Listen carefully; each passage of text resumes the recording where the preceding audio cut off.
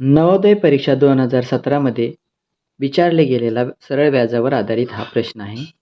दर साल 10% दराच्या सरळ व्याजाने एखादी रक्कम किती काळात तिच्या दुप्पट होईल? या ठिकाणी आपल्याला हे गणित सोडवण्यासाठी सर्वात अगोदर सरळ व्याजाचं सूत्र लिहायचं आहे. सरळ व्याज बरोबर मुद्दल गुणिले दर गुणिले काळ म्हणजेच मुदत भागिले 100 आणि त्यानंतर आपल्याला मुद्दल या ठिकाणी दिलेली नाही आहे, पण त्या मुदलीच्या दुप्पट रक्कम करायची आहे. म्हणून आपण आपल्या सोयीसाठी या ठिकाणी कोणतीही रक्कम घेऊ शकतो.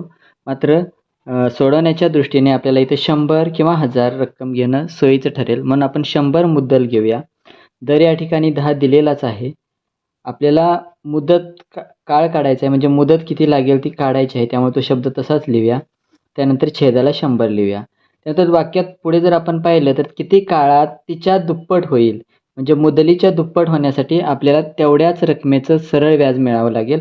म्हणजे सरळ व्याज इथं आपल्याला 100 होण्यासाठी मुदत आपण काढतोय म्हणून आपण सरळ व्याज 100 लिहिलं. नंतर या शून्याला या 2 शून्य गेल्या. त्यानंतर राहिलेल्या संख्या लिहूया. 10 गुणिले मुदत आणि या ठिकाणी आपल्याला 100 सरळ व्याज तसंच राहील. आता मुदतीची किंमत काढायची असल्यामुळे आपल्याला हे 10 या बाजूला नको आहे.